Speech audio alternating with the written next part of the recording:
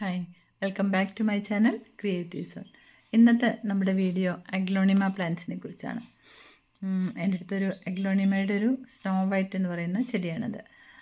അഗ്ലോണിമയിലെ common ആയിട്ട് കാണപ്പെടുന്നൊരു ചെടിയാണ് ഈ സ്നോ വൈറ്റ്. കാണാൻ നല്ല ഭംഗിയുള്ള ഒരു ചെടിയും കൂടിയാണ്. അല്ല, വെള്ളയിൽ പച്ച വാരി വിതറിയ പോലെയോ പച്ചയിൽ വെള്ള വാരി വിതറിയ പോലെയൊക്കെ ആയിട്ട് തോന്നുന്ന നല്ല മനോഹരമായിട്ടുള്ള ഒരു ചെടി. പച്ച കുറവും വെള്ള കൂടുതലുമാണ്, അതുകൊണ്ടാണ് ഇതിന് കുറച്ചുകൂടെ മനോഹാരിത കൂടിയെന്ന് തോന്നാറുണ്ട് അല്ലേ. എൻ്റെ ഈ ചെടിച്ചട്ടിയിൽ നിറയെ ചെടികളായിട്ടുണ്ട്. അപ്പോൾ ഞാനിതൊന്ന് റീപോട്ടിങ് ചെയ്യാച്ചിട്ടാണ്. ഇത് ഡിഫൻബാക്കിയ എന്ന് പറയുന്ന മറ്റൊരു ചെടിയാണ്. ഇതിനെ ഡംകെയിൻ പ്ലാന്റ് എന്നും പറയാറുണ്ട്. ഡംകെയിൻ പ്ലാന്റ് എന്നാണ് കോമൺ ആയിട്ട് അറിയപ്പെടുന്നത്.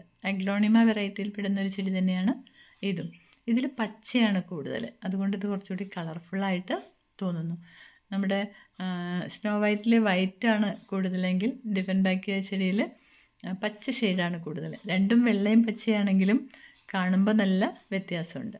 അപ്പോൾ ഈ സ്നോ വൈറ്റിൽ നിറയെ തൈകൾ വന്നിട്ടുണ്ട്. ഒരു വർഷമൊക്കെ ആയി ഞാനിത് റീപോട്ടിങ് കഴിഞ്ഞിട്ട്. അപ്പോൾ അത് കാരണം നിറയെ തൈകളുള്ളതുകൊണ്ട് ഇലകളൊക്കെ കേടുവരാൻ തുടങ്ങിയിട്ടുണ്ട്. ഇങ്ങനെ തിങ്ങി നിൽക്കുകയാണ്. അപ്പോൾ ഇലകളൊക്കെ കുറേശ്ശെ അഴുകാനൊക്കെ തുടങ്ങുന്നുണ്ട്. അപ്പോൾ ഞാനിതൊന്ന് റീപോട്ടിങ് ചെയ്യാണ്.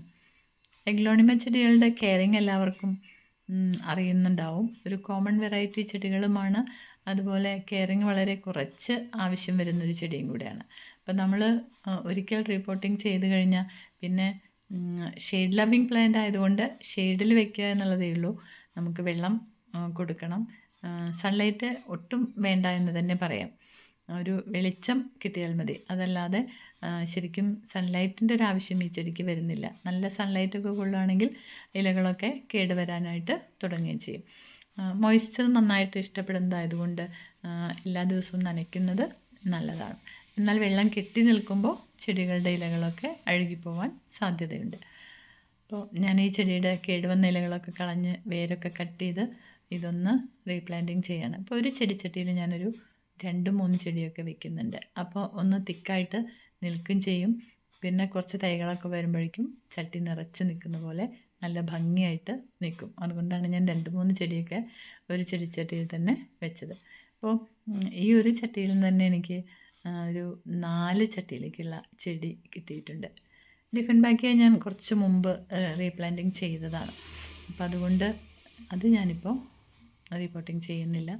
അപ്പോൾ എനിക്ക് 4 ചട്ടിയിലേക്ക് കിട്ടി. ഒരു ചെടി എക്സ്ട്രാ വരികയും ചെയ്തു. അപ്പോൾ എൻ്റെ വീഡിയോ നിങ്ങൾക്ക് ഇഷ്ടമായിട്ടുണ്ടെങ്കിൽ ലൈക്കും ഷെയറും ചെയ്യാൻ മറക്കരുത്.